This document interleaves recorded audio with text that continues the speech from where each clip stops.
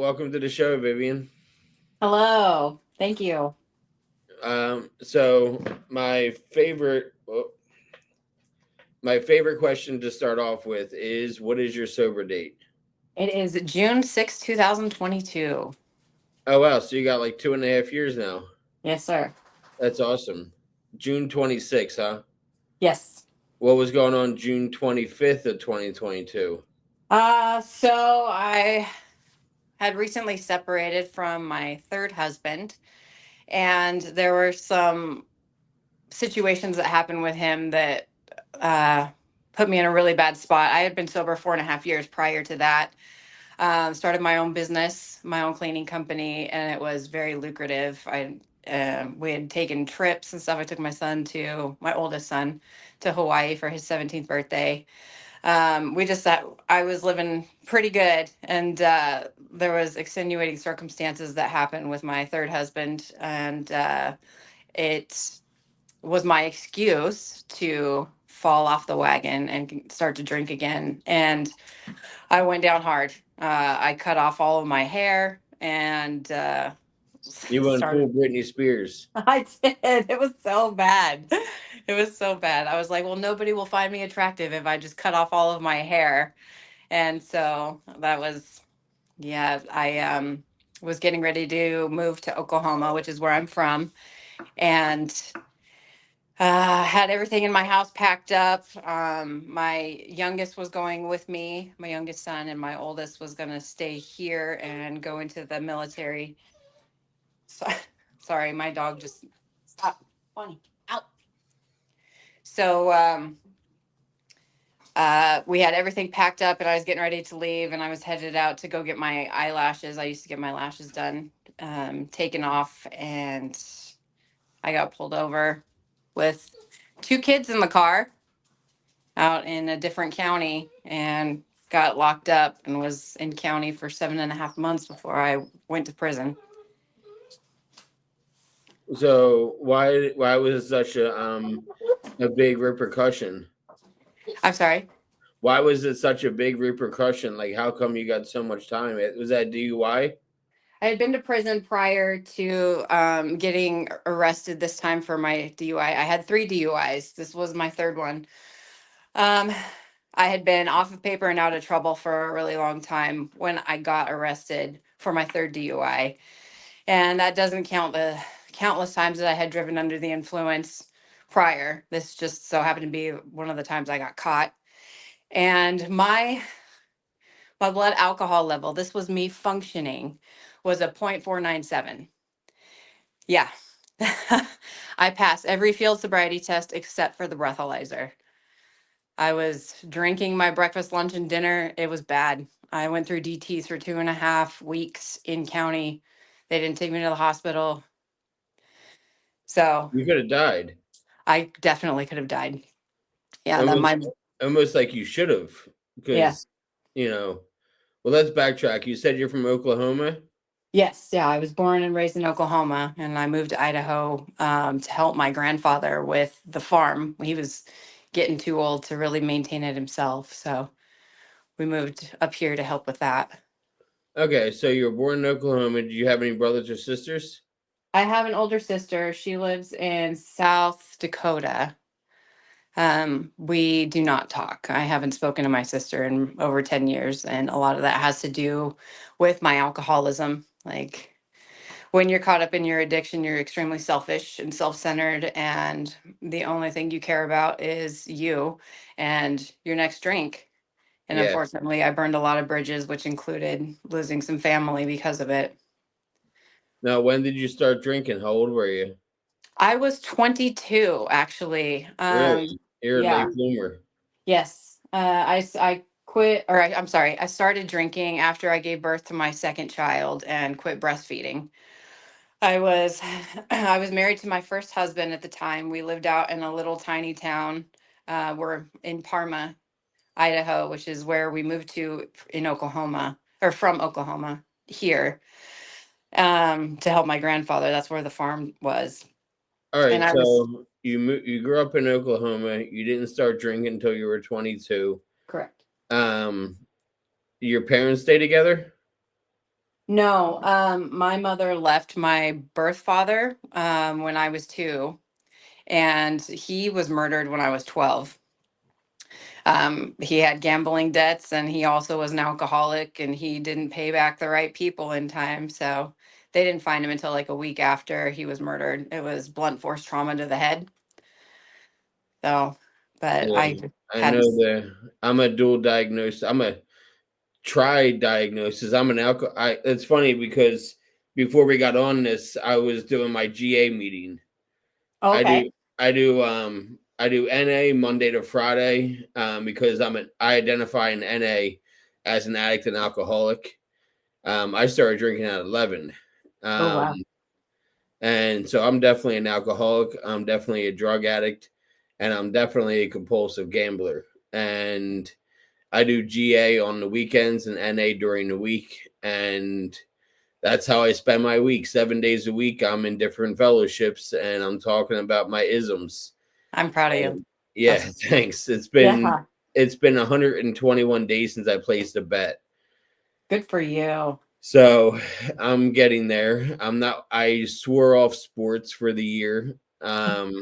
Just because I was a sports bettor. So yeah, you understand. So I'm not watching any sports for my first year. And just except for if the Eagles make the Super Bowl, There then you I'll go. then I'll watch that. But I'm not going to watch playoffs or regular season football. I'm not watching hockey or basketball. Baseball ended, and I went the last 3 months without a bet. So I made That's awesome. it. I made it. You're doing it. Yep, one day at a time. Yes, You sir. know, and luckily I'm in many fellowships, and I have recovery for both three things that are wrong with me. Not wrong with me, but that I deal with on a daily basis.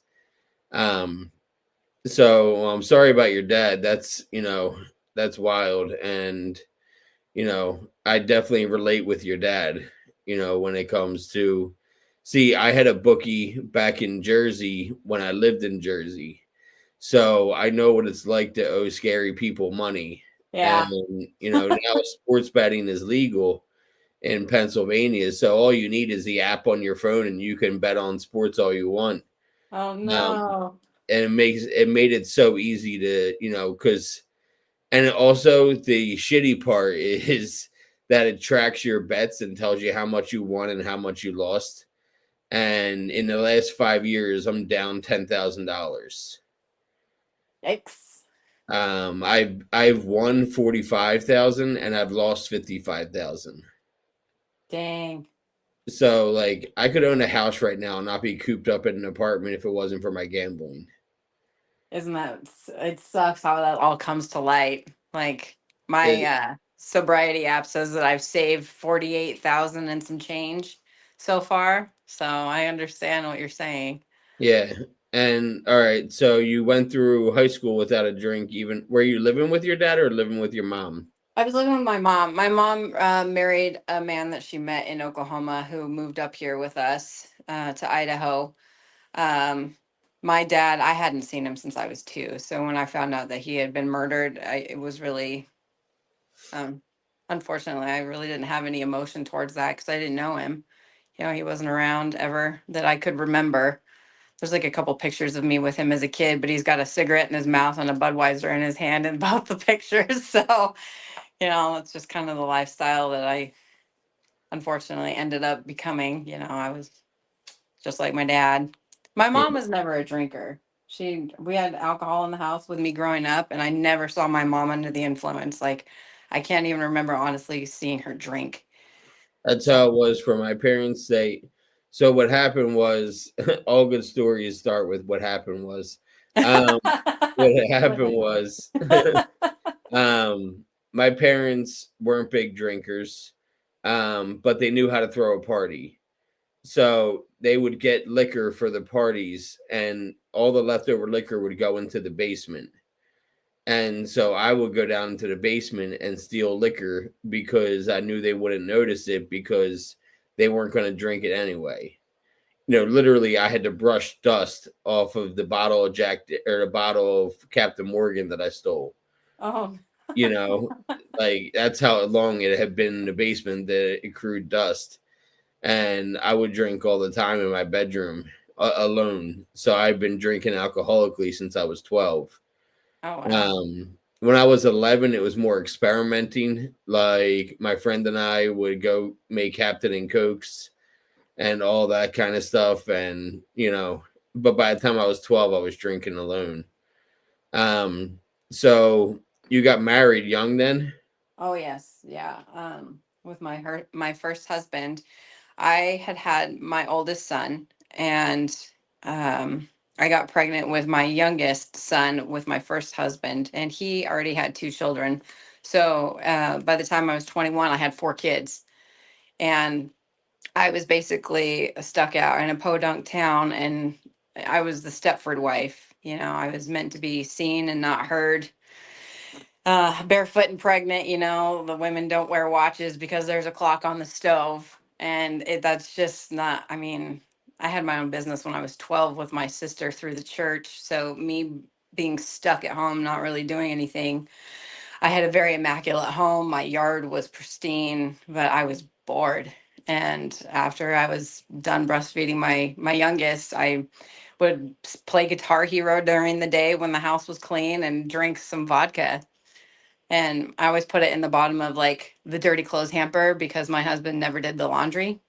So I knew that he wouldn't find it. And we weren't like close enough physically that he would ever smell it on me. And yeah, it progressed pretty quick. So are you my age? You 38? I'm 40. You're 40. Okay, you're close to my. Because I was guessing because you say Guitar Hero at 22. Yeah, I was playing Guitar Hero 3. And did I see a semicolon on your hand? Yes. Yeah. Okay, yeah, I have that on my arm, on my wrist, Yeah. and I can now spot them when I see them, I do you the know. same thing. And I always point them out because I know how important that tattoo is. Because like I'm like you, I got them all on my arms and shit. Yeah. Yeah, exactly.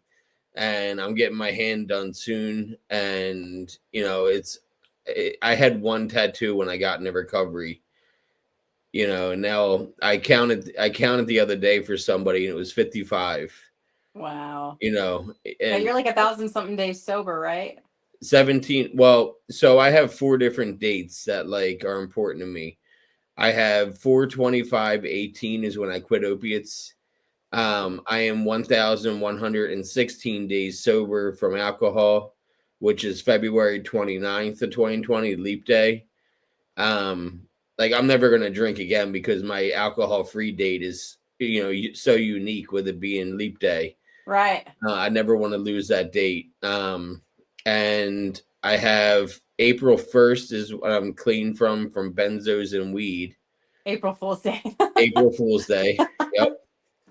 And then July 13th is when I'm clean from making a bet. So I have four dates that that are always going to be with me. And I plan on sticking to all four dates because they're a part of me now. You know what Yes, I sir. mean? Yes, I And do. so yeah, I love the semicolon tattoo because our story isn't over. And Absolutely. it's so important to understand what the semicolon means to people that we have it, because for me it also means my first fiance, she committed suicide, and her story was over, and I didn't want to do the same thing. I was close, many times, but I never followed through with it. And each time I didn't follow through with it, I firmly believe it's because I thought of what happened when she did it, and the outpouring and the guilt that families get. Like I didn't want to do that to my family because I Right. saw what it did to her family. So my story wasn't over, and that's why it's important to me to point them out when I see them, because what does it mean to you? I have survived two suicide attempts, and after my second one, I put myself into rehab. I was 25, and I when I got out of rehab and started working my program and becoming super involved in my recovery is when I got the semicolon. Yeah. Because to me, it does mean my story's not over. There's more to tell. And it's just a daily reminder. And that's why I put it on my hand, because I can look down and see that, this is how far you've come. Yeah, that's why it's on my wrist, because I can just look down and see it on my wrist. Yes. And it's facing me, and it's not. And if you look at it, if you anybody else looks at it, it's upside down.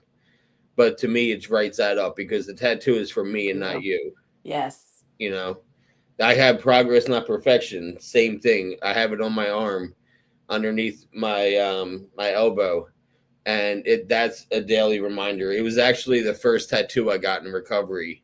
Excellent. I got it at 29 days sober, or back in 2018 when I got sober the first time. So you're 22 and you start drinking vodka and you're hiding it really well. Yeah. How's your relationship going at that time? Oh, it's tanking. It's tanking. I was becoming resentful of the fact that he wasn't helping me with the kids. Like, he was a very good financial provider and he was a great father. We were not getting along, and a lot of that had to do with the fact that I resented him for not helping with the children, and I didn't speak up about it. And of course, like, with alcohol comes anger and depression and things that you don't talk about. It just builds up, and eventually I became just like a pressure cooker, and we ended up going to marriage counseling, and we went to our pastor through our church, and she let him talk first. And after 30 minutes of him telling her all the things that were wrong with me, she looks at me and she tells me, "Well, obviously you're the problem." And I was like, "You just ruined my marriage. Like, he's never going to listen to me again because you Yeah. sided with him, you know?" I had no chance. Yeah, And that's a so, shame, because marriage counseling does work if you wanted to. I feel like both sides need to be honest the entire time about their part in things. My wife and I are huge into therapy. We're both in therapy. Our son is in therapy and he's good, 10. good. And, because after my dad passed away last year, our son started asking about death. So we decided it was a good time for him to start therapy and, talk about his feelings and emotions in school and his family and all that. So he does therapy once a week. My wife and I do counseling every 2 weeks, and my insurance is pretty good. I don't have a copay for therapy, and so I do therapy every other Wednesday because they can only bill my insurance once a week. So on the weeks I don't have therapy, we do marriage counseling, That's and awesome. it's been really great. Like, we've been together 5 years. We don't really fight unless it's about my substance abuse. And we both work different programs. They do recovery dharma. It's like a Buddhist approach to recovery, Cool. and so that's what they do. And then I do NA and GA. So we both have our different forms of recovery that we hold close to ourselves. So we can talk about anything. We can vent. If something arises, we talk about it in the therapy, and we're closer than ever because of it. So I feel like it works if you're both honest about things Mm-hmm. and not blaming each other, not playing the blame game. Yep. Shift Because, like blame. you said, that's what happens, and then next thing you know, you're the problem when it comes to anything. Yes. Did he know you And were drinking? he eventually asked me about it. I can't even remember, to be honest with you. It was 18 years ago, how it came up in conversation. He probably smelled it on me or told me I was acting funny. And of course, you become defensive, like, instantly. Um, I'm a firm believer in therapy. I've been in therapy since I was younger. The one thing that I have an issue with is when they make you open up your wounds that you were hiding with drugs and alcohol, and then they don't give you the band-aid to close it up. I think I just need to find the right therapist that helps me with that, because the ones that I've had have asked me, like, "Well, how does that make you feel? What do you think that you can do to fix it?" And it's like, I wouldn't be here if I knew that answer. Like, I need somebody to help me fix Yeah. the issue and not just send me out bleeding every time I have to talk about the reasons that I started drinking in the first place, you know? Yeah, no, it makes a lot of sense. Like, I'm here because I need help, not I know that I need help. Yeah. Like, I need you to tell me what to do. Like, if I Yeah. knew, I wouldn't be here. So when did you get divorced to your first husband? We got divorced, oh, about 2.5 years after we got married. So 15 years ago. And I moved from Parma to Boise and worked a couple low end jobs, ended up getting my first DUI. Um, and uh, so I had to find a job that was in walking distance from my apartment. And I found a job at a bowling alley and met my second husband there. He was the head bowling machine mechanic. Uh, Now, yeah, were your kids in the picture when you were 25? my oldest son has always been with me. His dad's never been in the picture. My youngest has been back and forth between their dad and myself their whole life. We've always shared like 50-50 custody. Um, he tried to get full custody the first time I was in prison, but I was able to hold that off until I got out and proved that I was doing okay to be able to have my youngest back in my life again. So do they have different dads? Yes, yeah. Both my Okay. kids are from different fathers. Okay. And so that your first husband wanted custody of your son that you guys had together. Correct. Yes. Okay, now I'm caught up. All right. Sorry, it's confusing life. No, it's okay. That's why we bounce all over the place. It's fine. So you're 25 and you're still drinking. Yes. Were you alone when you got the DUI? I had two coworkers that I worked with at Taco Bell with me. Um, they ended up walking home because they were not fit to drive, and my truck got parked. And I went to jail overnight, got bonded out, and then I lost my license for a year for that one because that one was just a misdemeanor. It wasn't excessive yet. My second and third DUIs were both excessive. Like just like with your alcoholism or any addiction, your drinking progresses and your Yeah. tolerance goes up, unfortunately. Yeah. And you got out and it didn't really stop you from drinking? I was sober for a while. That's when I met my second husband. And he and I were both alcoholics. But since I was on misdemeanor probation, I didn't have to like report to a PO. And so I started drinking again. And the reason that my second husband and I got along so well is because we were both alcoholics and we didn't judge each other for how much the other one drank. Like it didn't matter if we were drinking in the shower or drinking in the car or drinking at 8 o'clock in the morning on the weekend. It was okay because the other person was doing it too. And there was a physical altercation that we got into. Before we got married, and he quit drinking cold turkey. He said he would never touch it again because of what had happened. And I harbored a resentment towards him because of the physical altercation. We never talked about it. And then I went into renal failure at 25. On the 4th of July, we were up at a family camping trip, and I could not keep anything down except for straight vodka. I mean, for first thing as an alcoholic I would do in the morning camping is crack open a beer at 8 o'clock in the morning by the campfire. And I cracked open a beer, took a swig of it, and I projectile vomited. Like it didn't matter what I would eat, what I would drink, unless it was straight vodka. I couldn't keep it down. And eventually that turned into bowel problems, and my back was hurting. Like I had pulled a muscle in my lower back, and I called into work for a couple of days trying to like figure out what was going on. I called my mother and she was like, "You need to get to the hospital." And I was like, "I'm fine. It's just the flu, you know." And she goes, "I'm going to come and take you to the hospital." And so she took me to the emergency room, and they took a blood sample, a urine sample, and a fecal sample. And within 15 minutes, I've never seen a hospital work so fast in my life. The doctor came in and he says that I was in renal failure and I was being admitted into the ICU. Well, I don't know what the hell renal failure means, but explained it to me that my kidneys and liver had quit functioning, and all the toxins that they filter out were getting dumped back into my bloodstream and basically shutting down everything else internally. And I was within a day or two of dying. And I was like, oh, I just thought I had the flu, you know? So they hooked up 9 different IV bags to me, which put me in instant detox. And I started hallucinating.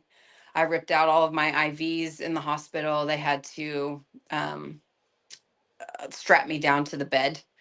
And I was put in a coma for 2 weeks. They had to use the shock paddles twice to be able to calm my heart down because my heart rate was up over 200 beats per minute. Yeah, and which is like more than a NASCAR driver, I guess, that you're getting ready to go into cardiac arrest or something like that. Yeah, So, it's scary when it gets up because like I had 180. I have chronic what's it called, insomnia, and I've tried 5 different medications to try to help me with sleep, and one of them was Seroquel, and um, I was laying in bed. I took my dose, laid in bed, and then next thing you know, I felt my heart rate get really rapid, and I checked the my heart rate because we have a cuff that does your blood pressure and your heart rate, and my heart rate was like 184 beats per minute.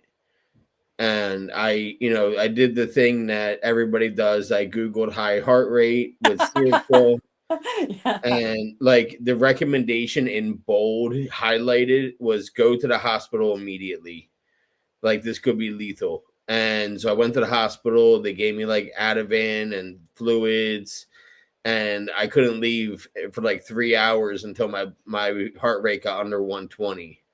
Oof. And so I understand how scary that is to have your heart rate up that much because you're like, well, what the hell do I do? Because I was laying in bed. I wasn't a NASCAR driver like you said. Like I was laying in bed watching cartoons. I was watching Bob's Burgers. This should be fine. Um, I love Bob's um, Burgers. I love Bob's Burgers. That cheeseburger thing, my wife painted for me behind me. Oh, cool. That's the same painting that's on the restaurant wall in Bob's Burgers. So we watch that every night to fall asleep. Even our 10-year-old watches that to fall asleep in his room. It's kind of a staple in our apartment. We got a bunch of more Bob's Burgers painted in the living room and all over the place. So you're in the hospital now, and you get put into an induced coma. Yes, yeah. They put me in a medically induced coma for 2.5 weeks until I would stabilize. And I guess I ended up waking up out of the coma, but I had no idea where I was, and I had crazy dreams when I was in a coma. I was somewhere in Puerto Vallarta, Mexico, like with a dirt floor, and like butterflies were trying to eat my legs and all sorts of weird stuff. They were so vivid though, like the most vivid dreams I've ever had, and I don't know if that was like incorporating what was going on in the room with my dreams. But I wake up out of the medically induced coma and I'm confused. Like, I don't know what is going on. I have a breathing tube down my throat. I had blown out my veins from ripping out the IVs. So they had a pick line in my heart. I had a catheter and I was strapped down to the bed. Like, I couldn't move. I was basically just laying there trying to figure out where I was. And finally, a nurse came in and they tried to take me off of the breathing apparatus, but I guess I couldn't breathe on my own quite yet. So they had to put it back in. And I was able to like write things on a whiteboard. Yeah. Eventually, they took the catheter and everything off, but I couldn't stand. I tried to get up to go to the bathroom because I thought I had to use the bathroom.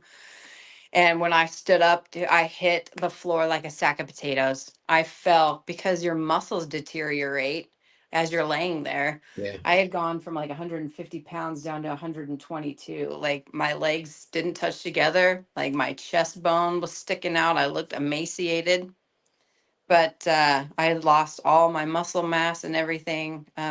They told me I couldn't go home until I was able to walk up 3 flights of stairs because I lived on the third floor of an apartment complex at the time. And It took me a long time to be able to walk up and down 3 flights of stairs, and then 2 days to recover. I was just exhausted. Did you ever see I, Kill Bill?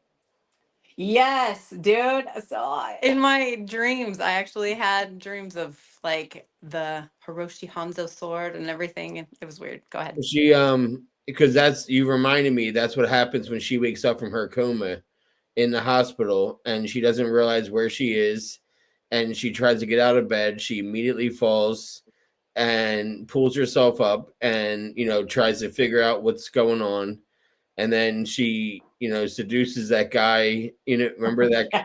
Yeah. Bites off his tongue. Yep. Yeah. So that's what I was picturing was when you said you fell to the ground. I'm like, oh, okay, I've seen Kill Bill. I know exactly what you're describing. Yeah, I guess it was kind of like that, but I didn't pull myself up. The nurses had to come and help me get up and put me back on the bed. It like made some sort of weird beeping noise because it's there's like a pad you lay on that if you get Yeah. off the pad, it alarms them that you're not on your bed anymore. Yeah. So Yeah. She was in the back of the truck looking at her toes saying, wiggle. wiggle your big toe. Wiggle. I remember. I love that movie. All right. So you eventually, how long were you in the hospital for altogether? 3.5 weeks I was in the hospital. 2 weeks of that I was in a coma. 1.5 weeks I was just trying to be able to like muster up enough strength to go home. Where Um, was your son at? I know I figured your one son would be with your ex-husband. yes, yeah. My husband at the time was taking care of my oldest son while I was in the hospital. And your youngest was back with his dad. Hmm. Correct. Yes, sir. And you get out of the hospital and you go back to your second husband who is sober at the time. Correct. Yeah. And it took me 6 months to be able to like walk normally again and get back to working and all of that. In that time, he had a pretty decent job, so we were able to buy a house. Um, at 9 months sober, we bought a house together, and our real estate agent, her husband worked for Anheuser Busch, and she brought over Bonnie. She brought over a bottle of wine as a housewarming present. And off to the races again. So there goes my 9 months sobriety, and my husband at the time stayed sober, but I just went snowball effect again. Just went downhill bad, and about 6 months after that is when I decided to uh, enter into rehab because I went after my second husband physically because of the harboring resentments of what happened when he quit drinking. Um, and I physically went after him, and I knew I needed help after that. I was like, yeah, you've got some issues. So I put myself into intensive inpatient treatment. I was there for 48 days and then did 6 months of intensive outpatient treatment at Recovery for Life. I was in 4 classes, 4 days a week. And then I was also chairing AA meetings at my home group, like super involved. And then when I was done with my classes, I kind of dwindled out of AA. And once I quit working my program and quit talking to my sponsor, I faltered again.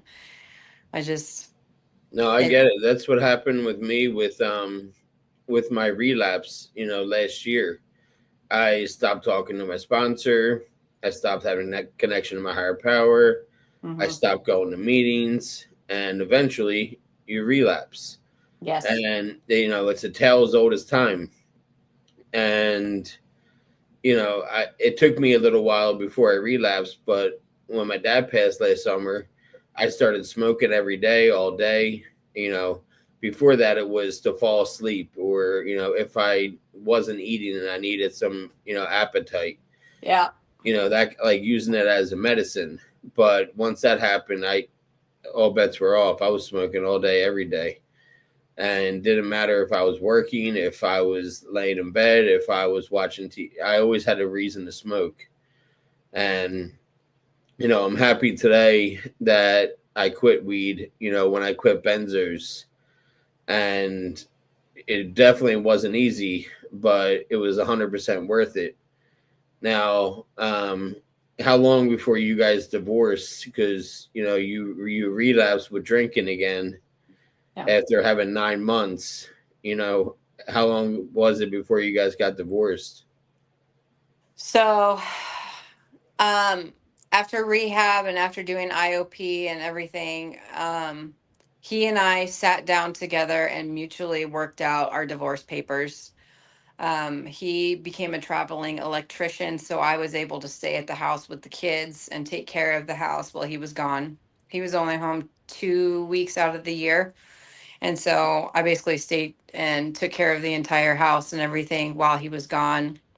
That was kind of like our mutual agreement. Like you could stay here in the house if you sign your portion over to me, but here are the stipulations. And we remain friends. We still are to this day. He's a really good guy. It's just after he and I both got sober, we realized that we didn't have anything in common really anymore. Um, he was 15 years older than me, super intellectual guy. Not saying that I'm not smart, but like he would use words and I would have to like go grab a dictionary and be like, I don't know what you're saying. Very smart man. And he had never been married at 40, never had kids before. So like he was learning all of this new stuff on how to be a family man. And then when we both quit drinking and I mean the conversation stopped, we really didn't have anything else to talk about after that. And so we just decided to mutually separate and remain friends and decent to each other, but go our separate ways. And did you start drinking again after that, or did you Yeah. continue drinking?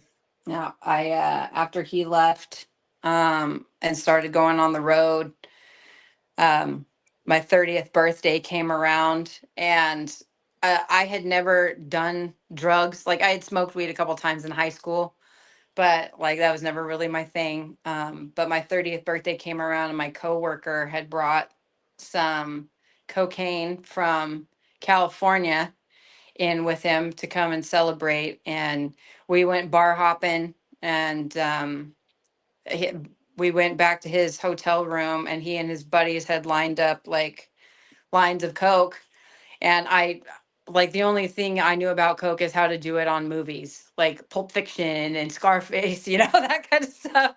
So they hand me this like $20 bill and put a glass of water down on the table and they're like just do it. And man, I was flying. I found this new love. I Yeah, was in love with cocaine. Like after the first couple lines, I was like hitting my teeth. I was like, I can't feel my teeth. I felt so good. Like this whole new life just came into like fruition.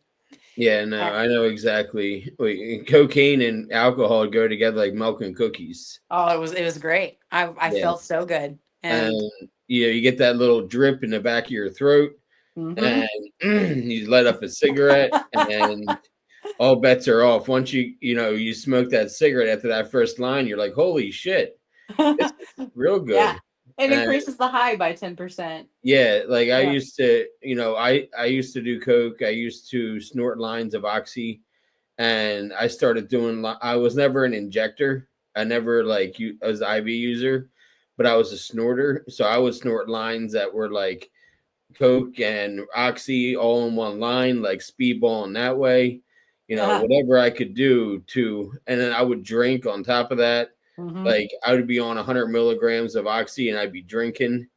Like doing reckless shit. Yeah. Mixing benzos with opiates with cocaine. Like I'm surprised my heart didn't stop. Right. And I was trying to get it to stop some of the time, because I was tired of living, and I Yeah. heard somebody say in a meeting once that really stuck with me. He was like, I wasn't trying to kill I didn't want to kill myself, but I didn't want to be conscious anymore. I And feel that. That's a good thing. A good thing to say. yeah, and that stuck with me for 6.5 years. Um, so once you do coke, that's when you decide to find it on your own. Yeah. It just so happened that my neighbor who I had no idea my neighbor sold coke, and he would have parties over his house with like these guys that are now NFL football players. Like I've got pictures with them and stuff. And the players were like pouring me drinks and stuff, and I was like, yeah, this is a multi-million-dollar vodka tonic, you know. And I felt like this whole new world. You just feel better about everything. And then so I was doing some modeling things and like getting paid from that, and instantly going to my drug dealer and getting like grams, lots, lots, and I would just do it in a day. And I was like, I probably have a problem. And then eventually like the money started running out.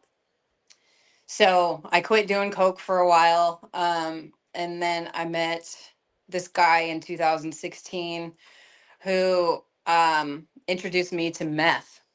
And I swore I would never do meth because, like, the stigma attached to it and all that stuff. And back in the 90s, like, this is your brain on drugs, like the egg, and then smash it. Do you have any questions? And I was like, I'll never be that guy, you know? I became that guy. And man, that shit stole my soul so fast. Like, I started doing meth in, I want to say, like June of 2016. And 4 months later, I had lost everything. I was gone. I mean, my kids, my house, my car, both my jobs, everything. I lost it all. That Where shit. did your It's kids go? My mother had my son, my oldest son, and my youngest son was back with their dad. Um, and I ended up getting arrested. Um, and so I was in jail for a while. 6 months I was in jail, What'd you get and arrested for? so I was on probation for my second DUI, which was excessive. It was a felony, because I guess your first misdemeanor is okay, but if you get like an excessive, your second one, it automatically becomes a felony. So I was already on felony probation, and then ended up getting a PV because of the drugs.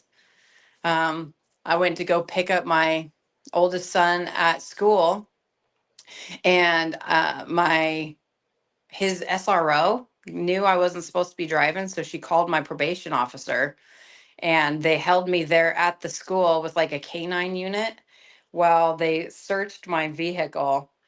And I had like a bottle of Smirnoff in there and a pipe. And they found the pipe, but my son, bless his heart, he was like, Mom, I'm going to go get my backpack out of the car, because he had already put his backpack in there when they told me I needed to wait. And he grabbed the bottle of Smirnoff and put it in his bag so I wouldn't get in trouble for that, because he didn't know about the drugs. So he was trying to help me out. And he was like, let's see, he was like 10 years old, 10 or 11 at this point, and just trying to help me out, and then put that bottle in his backpack. So I was incarcerated for a while, in jail. I got out, and I was doing good for a while.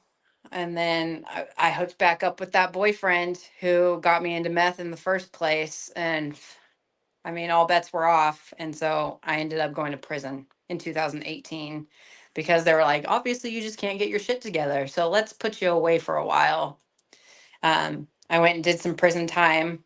It's a writer program. I don't know if you guys have those over on the East Coast, What but is it?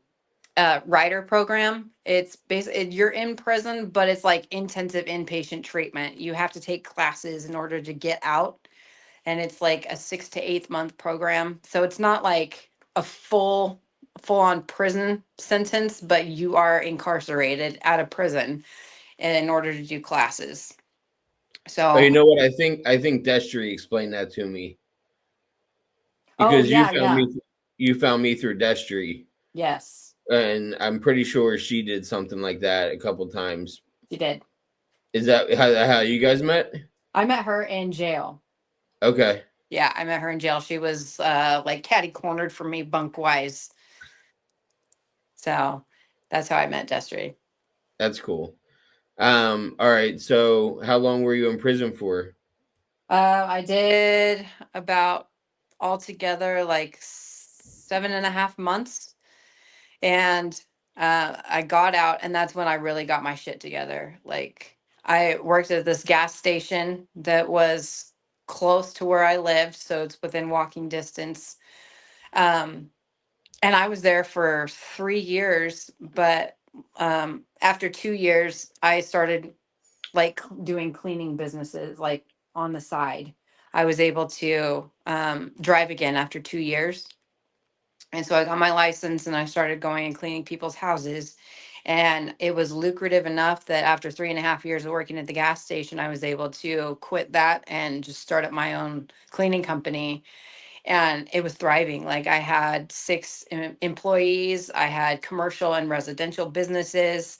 I was doing really good. And I actually had met my third husband working at the gas station.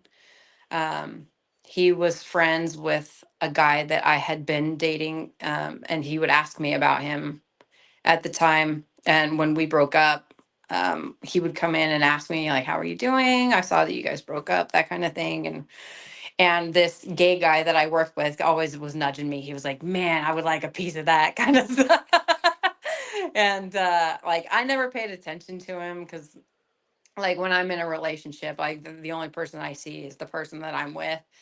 But the fact that my gay friend kept like, "You should go after him, you should go after him," and I didn't. But he asked me, I guess he saw on Facebook or something that my birthday was coming up, and so he asked me to go to like the haunted world for my birthday. And I was 36. It was going to be my 36th birthday. And we went on a date for my birthday, and like, it went so quick. Like, he proposed on Christmas Eve and we were married the following September. We went to Las Vegas with a few of our friends and family and got married on a rooftop there. But it was just, I there were things that he was being shady about that I overlooked. um I guess that I didn't want to see, because I just couldn't believe that I was going to be a failure again in another relationship, and so I would let things slide.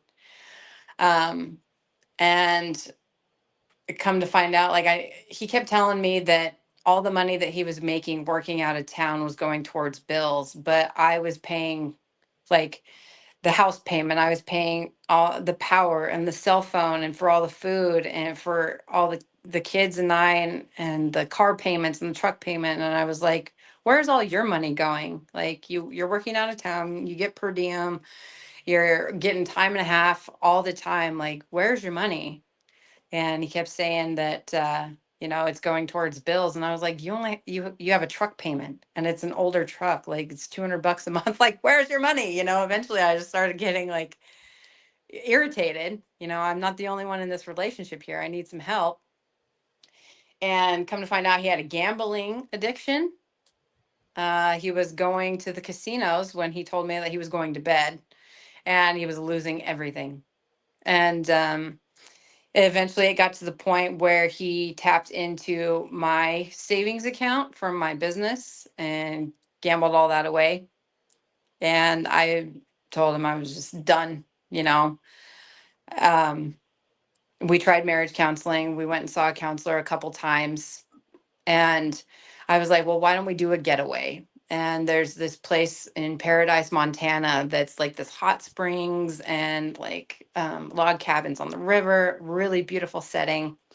And this was in January of 2022.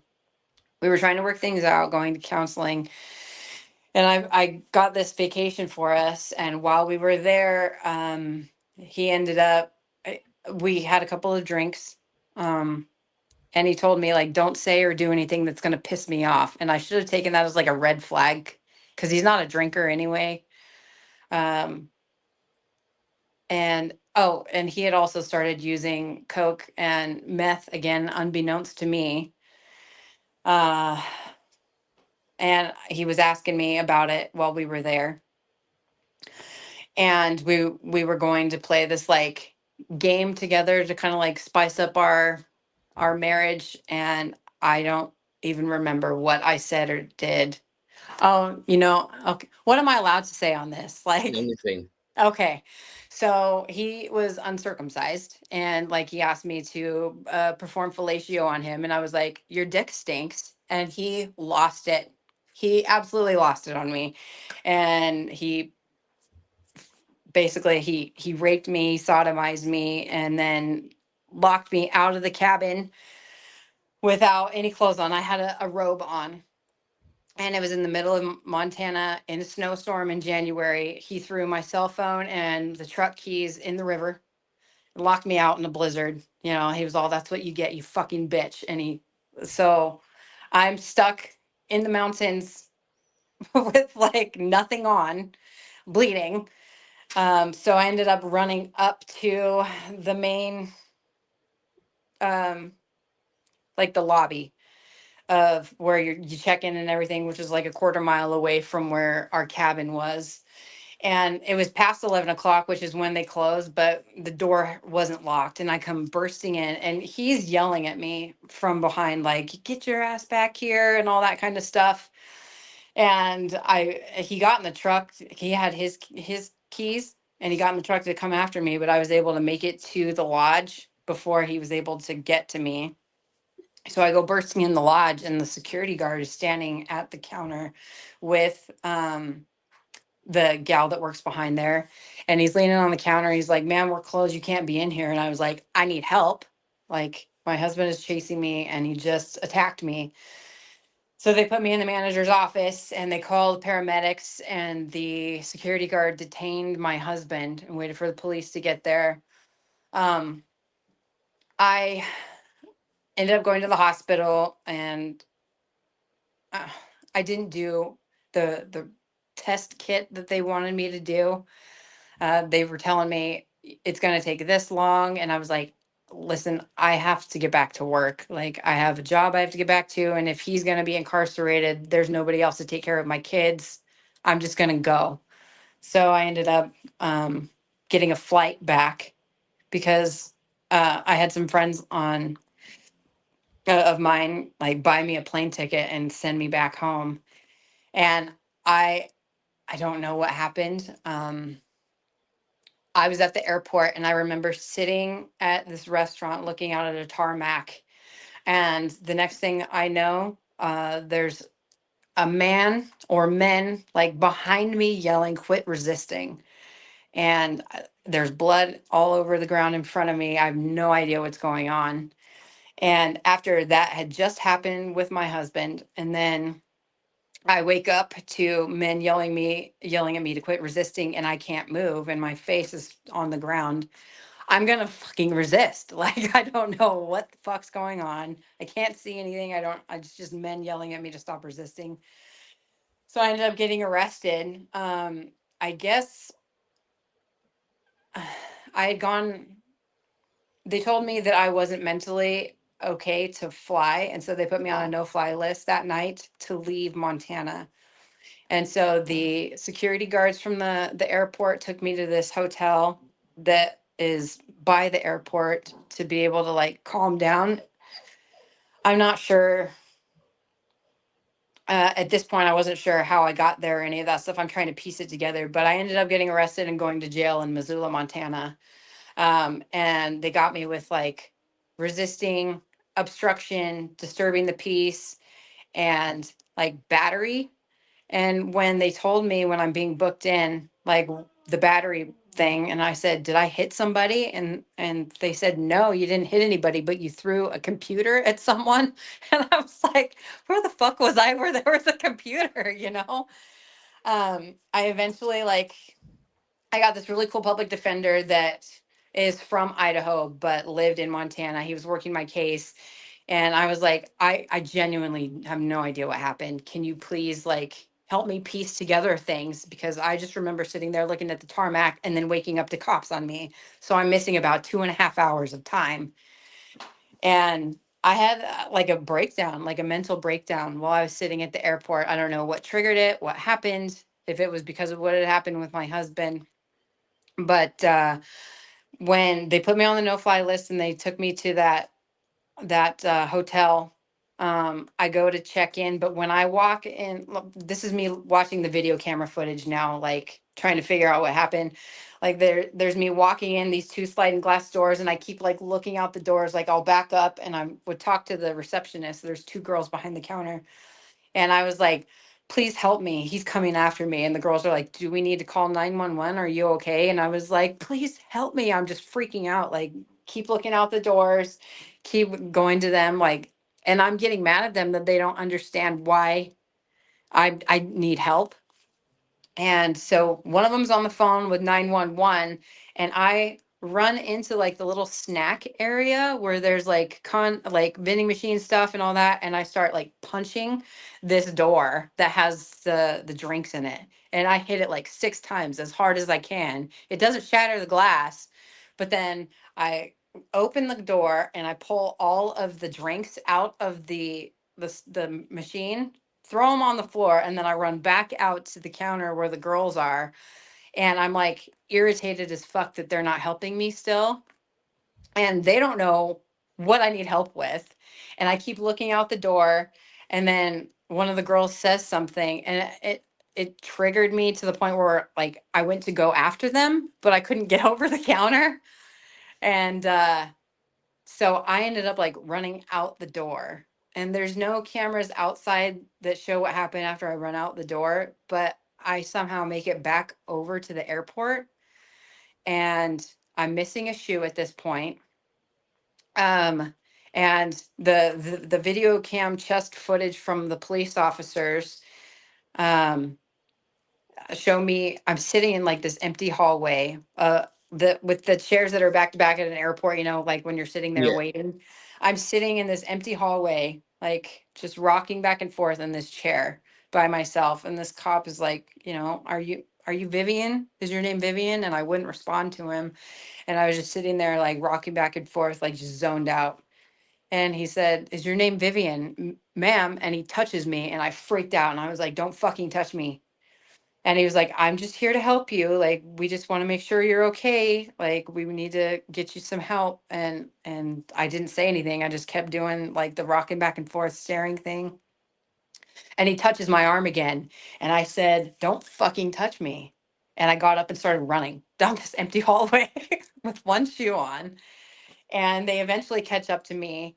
And they were like, we're just here to help you. And the guy grabs my arm again. And when he grabbed my arm, I just sat down on the ground and I just started crying, and just like uncontrollable, like the ugly cry, And they eventually get me to go into the security room with them. And they arrest me. I'm like sitting outside from their chest cam footage. I'm sitting outside, like on leaning up against one of the patrol cars, and one of the guys asks me a question, and I said, don't fucking talk to me, you dirty fucking pig. You raped me in my ass. And I was like, I was mortified, dude, because like this is all evidence that's going in front of a judge and random people I don't know. And I'm talking like this to a superior officer who I was raised to never talk to somebody like that, and I don't. But it was something that was going on in my head, that I thought this guy was like my husband. And I just kept yelling at him like, you raped me, you dirty fucking pig, and all this stuff. And it's just like, when I got to that point in the video that my lawyer sharing with me, and I just said, turn it off. I don't want to see anymore. um the judge in that case, they ended up RORing me and letting me fly home the next day. They held my plane ticket for me. But I'm going home because I had busted my chin. When I was handcuffed, the cops like let go of me. And so I fell forward and hit my chin. And so my chin was split open. Um, so I had blood all over my shirt. And so I have to get on this airplane. They didn't wash my clothes or anything when I was in jail. I have to get on this airplane with this yellow long sleeve shirt covered in blood, and my pants are covered in blood. I can't even imagine what the poor lady sitting next to me on the flight was thinking, dude. And so I just came up with this story real quick. I was like, my husband was in a motorcycle accident last night, and now I have to fly home and tell our kids. I didn't know what to say. And so while I'm on the plane, I go back to the back and I asked the ladies, and I was like, "Does it cost money for a drink of wine? Because like I could really go for a drink right now." And here I am, covered in blood, and they were like, Here's two. Go in the bathroom and throw them away when you're done." So I'm like, and like there goes the downfall again of like the drinking. It's an endless cycle, but I've also noticed that like the shorter I cut my hair, the worse off mentally I am. Like this is as long as it's been since I shaved it 2.5 years ago. So, but the longer my hair is, the better off I'm doing. If my hair's short, it's game over. I'm not okay. So you guys got divorced? Yeah. I ended up coming back into town. I was doing okay for a while, but I was going to the bar a lot. My business was doing okay. My employees were still working. I was still making money. And so I just started bar hopping. Like, I didn't give a shit anymore. If I didn't have alcohol at my house, I would just go to the bar. And then I, of course, met somebody at the bar, and it's just a terrible place. It's like a drug addict meeting the love of their life in a trap house. Yeah. It's just not going to work out. It's a bad idea. Um, but needless to say, when I went to jail, that relationship was null and void. It wasn't a good relationship anyway. It was all centered around drinking. Um, so went to jail on June 9th, and his kids were in the car with me when I got pulled over. And so that was another reason why he didn't want to have anything to do with me anymore, which is a very valid reason. Like if somebody was drinking and driving with my kids, Yeah. yeah. Um, And that's when you blew a .49. yeah, 0.497. It was a 0.497 and then a 0.493.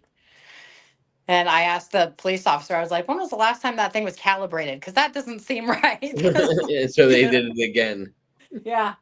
And he was like, I did it myself. Thank you very much. And I kind of mocked him. I was like, and I shouldn't have. I was just being an asshole because I'm Drunk. not, yeah, because I was drunk. So, So you guys got divorced. Now, in the last 2.5 years, why is this different from your other 4.5 years you had? so my big moment. My mother is older and couldn't care for my oldest son anymore. He didn't end up going into the military as planned, and since I got incarcerated, he didn't have a place to live.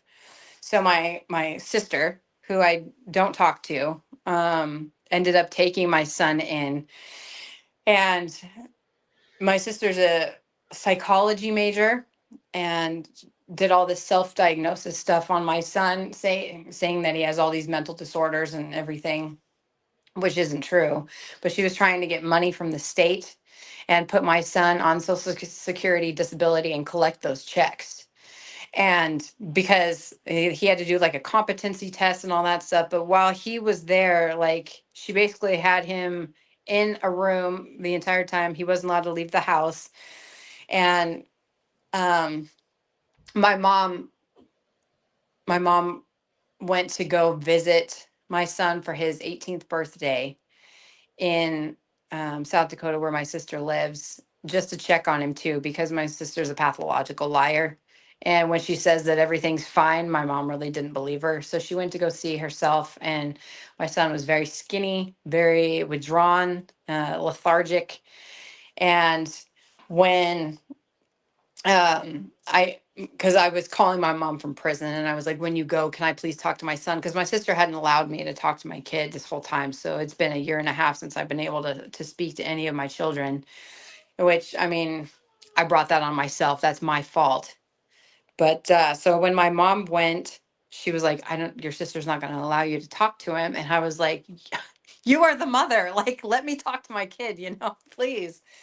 And he was telling me when I talked to him on the phone, he said that, it's going to be okay, mom. I'm going to be in a home with other people that have the same disabilities that I do. I'll have somebody that cooks and cleans for me. And I'm going to spend my free time volunteering at the Humane Society and at the VA. And I was like, he's making light out of this terrible situation, which he shouldn't be in the first place. And from that moment on, when my mom was like, he's not okay, that was my moment where I was like, the what ifs of, if I could ever drink again, we're gone. Yeah. Like, my sole purpose was to get out of prison, do good, and get my son out of that situation, because she was condemning him to a life of being an invalid, basically. And that's not who my son was. Like, he was running the commercial side of my business, getting, like, he was enlisted in the military. The only thing that was keeping him was a medical thing, like, graduated with honors, top of his class kind of stuff. And now my sister's trying to put him in this home where he's not allowed to do anything for himself. And so my sole purpose was to get out, do well, and get my kid back and be okay. And the what ifs of, if I could or would ever drink again, were absolutely gone. And when I called my mother and father to tell my dad, my mom remarried, and the guy that she's married to now, I call my father, because he has been such a blessing in my life. Like, so patient, so kind, so soft spoken and wise. And he's been with my mom now for 16 years, and I call him my father. Um, when I called him to tell him Happy Father's Day, I spoke with my mom for just a second, and my dad, and he was like, by the way, did your mom tell you my Father's Day present? And I said, no, she didn't. And he goes, hang on just a second. And all of a sudden, I hear my son on the phone, and he's all, hey, mom, I'm home. And I lost it, dude. Like, my worries of everything that could have gone wrong were okay again. Like, everything was right in the world. And I hit my knees in the prison, and I just cried, like the ugly cry, can't breathe, can't talk. And he goes, mom, did you hear me? And I was like, oh my God, yes. Like, I'm so glad that you're okay. He goes, I'm going to go live with my friend Brandon, which is like one of his BFFs that he grew up with. And he goes, I already have 2 jobs. I'm working at the knitting factory and also at Swissport unloading cargo planes. And he goes, I'm going to be okay. I just want you to know that I'm home and you don't have to worry about me anymore. And for my son, who was barely a man at this point, to be worried about my well-being and my feelings and stuff, like, to make sure that I was okay, speaks volumes about who he is as a person. But and I the what ifs never came back at that point, though.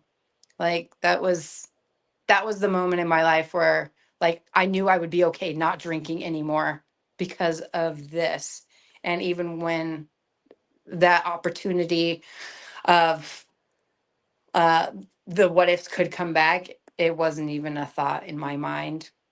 Like, and I'm able to go to concerts and stuff, which I thought was going to be hard. I'm able to go fishing, which I thought was going to be a trigger for me. And it's not even a blip on my radar.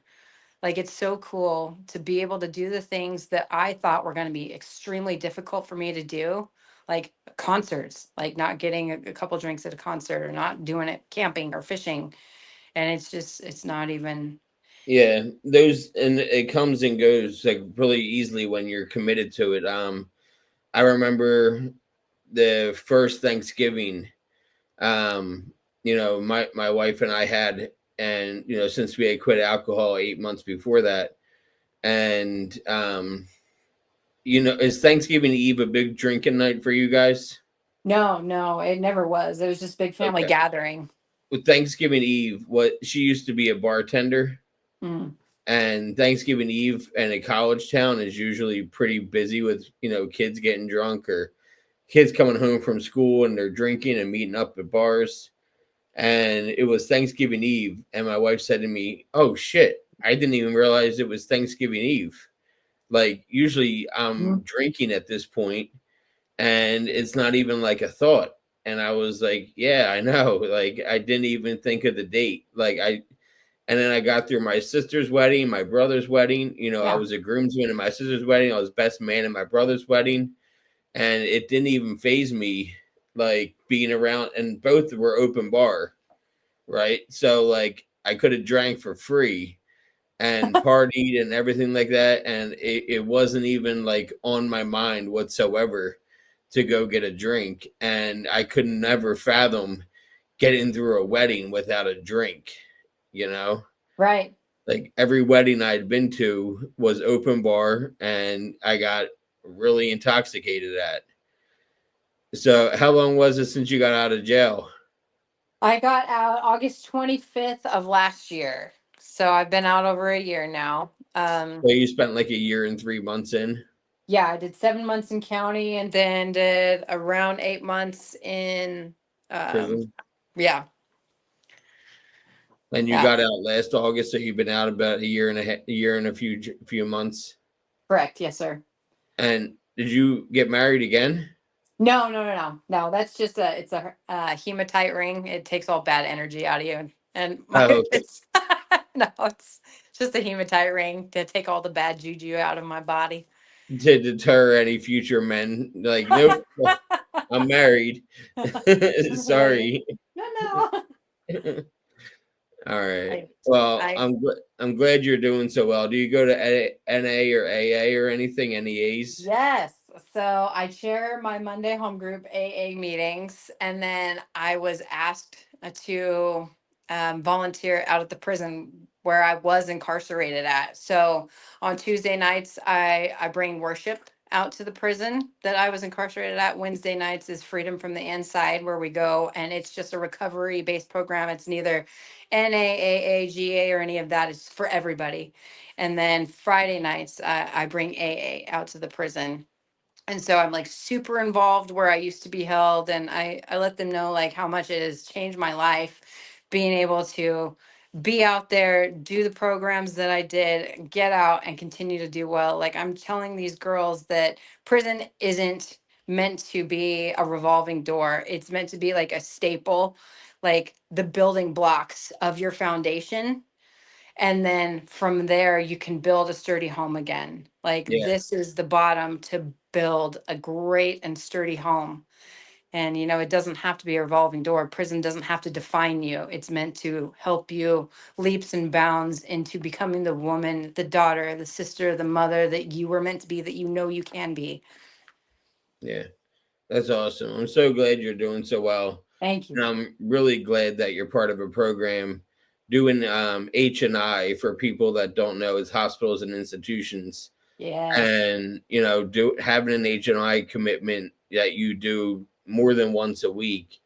I feel like it's a good thing for you because it reminds you of where you could end up on the other side of that wall. 100%. You go in there and talk to them. You have there's a guy that when I used to go to AA, he did H&I, and he said, if anybody ever wants to go with me to jail this week, and come out, leave the same day, Hmm.